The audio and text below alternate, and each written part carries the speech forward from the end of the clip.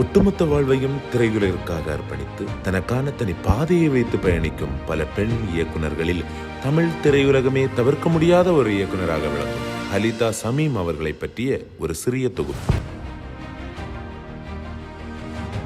September மாதம் 12ஆம் தேதி இவர் கரூரில் பிறந்தார். மேலும் இவருடைய சிறு வயது பருவத்தை தாராபுரத்திலேயே கழித்தார். விஷ்ணுலட்சுமி பள்ளியில் ஆரம்பகால பள்ளி படிப்பையும், கொடைக்கானலில் இடைக்கால பள்ளி படிப்பையும், SRM பல்கலைக்கழகத்தில் எலக்ட்ரானிக் மீடியா என்ற படிப்பையும் படித்து முடித்தார். இவருடைய கலைத்துறை ஆர்வம் எந்த அளவு இருந்ததென்றால், இவர் ரேடியோ மிர்ச்சிக்கு கண்டென்ட் ரைட்டராக இளமை பருவத்திலேயே இருந்திருக்கிறார். 2011ஆம் ஆண்டு இவர் முதலாக எடுத்த ராஜா ராணி என்ற ஷார்ட் பிலிம் கற்பனைக்கும் அப்பாற்பட்டு இருந்தது. ஹாய், நீங்க தான் உலகத்திலேயே பியூட்டியஸ் பூவா? இல்ல உங்களை விட அழகா வேற ஏதாச்சும் இருக்கா? 2011ஆம் ஆண்டு நிசப்த நிலை என்ற குறும்படம் மனிதத்தையே திருப்பி போட வைத்தது. இந்த மனச பயிலுக கடலை மட்டும்தான் விட்டு வச்சிருக்கானுங்க. கடல்ல உப்பு மட்டும் இல்லாட்டி அதையும் எப்பயோ உறிஞ்சு எடுத்துருப்பானுவா. புல்லாங்குழல் புதுராகம் என்னும் கவிதை புத்தகம் இவரது கவிதை திறமைக்கு ஒரு சான்றாகும். இவர் சிறிது நாட்கள் சமுத்திரக்கனி இயக்கிய நாடோடிகள் என்னும் படத்தில் உதவி இயக்குநராக இருந்திருக்கிறார். பின்னர் மிஸ்கின் இயக்கிய நந்தலாலா என்னும் படத்தில் சிறிது நாட்கள் உதவி இயக்குநராக இருந்திருக்கிறார். மேலும் புஷ்கர் காயத்ரியின் ஓரம்போ என்னும் படத்தில் முழு நேர உதவி இயக்குநராக பணியாற்றியிருக்கிறார். 2014ஆம் ஆண்டு பூவரசன் PP மூலம் இந்திய திரைப்படத்திற்கு ஒரு பெண் இயக்குநராக அறிமுகமானார். இப்படத்தில் குழந்தைகளின் சுட்டித்தனத்தையும் கோபத்தையும் சுவாரஸ்யமான கதைக்களத்தில் குறிப்பான திருப்பங்களை கொண்டு இருந்தது. நம்ம அடிக்கடி என்ன பண்ணுவோம்? கொலைகளை கண்டுபிடிப்போம். முதல்ல இந்த 3 பேர்த்த ரவுண்ட் அப் பண்ணணும். அப்பதான் உண்மை தெரியும். இது போதுமான எவிடன்ஸ் இல்லை. இது வரைக்கும் நம்ம பிளான் பண்ணது எதுவுமே சொதப்பினதில்லை. நகர நெரிசலில் மனிதம் நெய்யும் 4 நவீன கதைகள் என்ற கருத்தோடு 5 ஆண்டு இடைவெளிக்கு பின்னர் 2019ஆம் ஆண்டு 4 கதைகள் கொண்ட சில்லு கருப்பட்டி என்னும் தமிழ் திரைப்படத்தை உருவாக்கினார். இத்திரைப்படம் மாபெரும் வெற்றி திரைப்படமாக அமைந்தது. மேலும் பல இயக்குநர்களும் சினிமா பிரபலங்களும் வியந்து திரும்பி பார்க்க வைத்தது.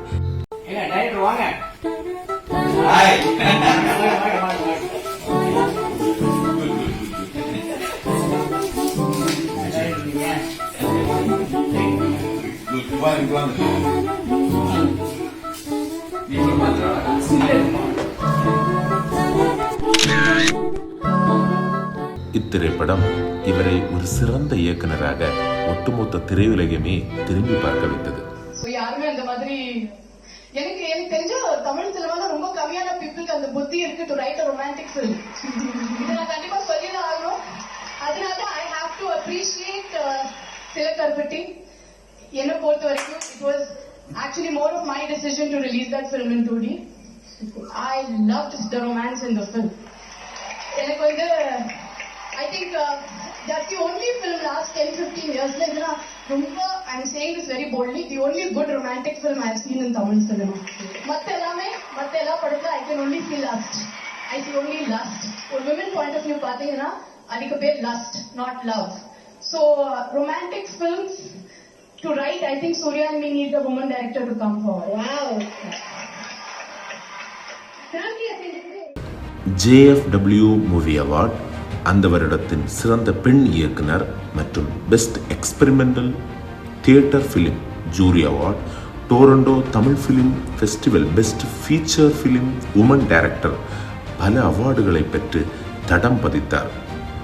மேலும் ஆனந்த விகடனிலும் இவரது சில்லு கருப்பட்டிக்கு சிறந்த விருது கிடைத்தது. 2019ஆம் ஆண்டிற்கான புதிய தலைமுறை தொலைக்காட்சியின் சக்தி விருதுகள் இவருக்கு கிடைத்தது. 2021இல் 7 எனும் நகைச்சுவை திரைப்படத்தை இயக்கினார்.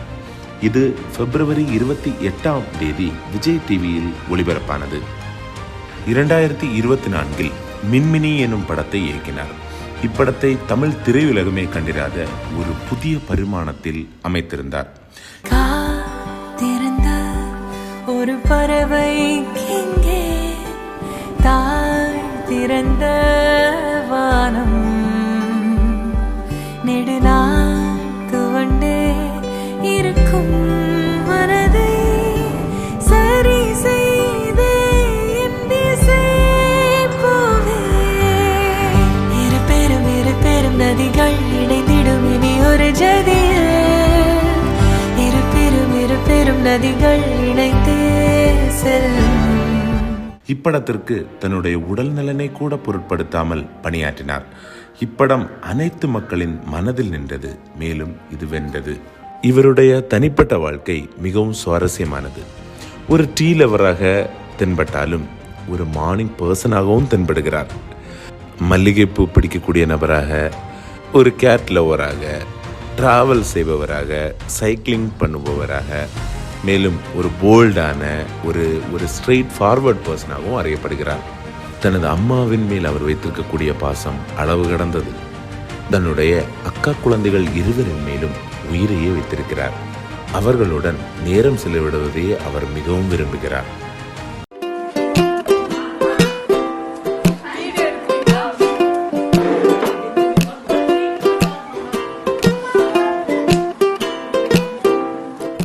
இதையெல்லாம் கேட்கும்போது உண்மையில் இவர் மிகவும் சுவாரஸ்யமான நபராகத்தான் அறியப்படுகிறார்.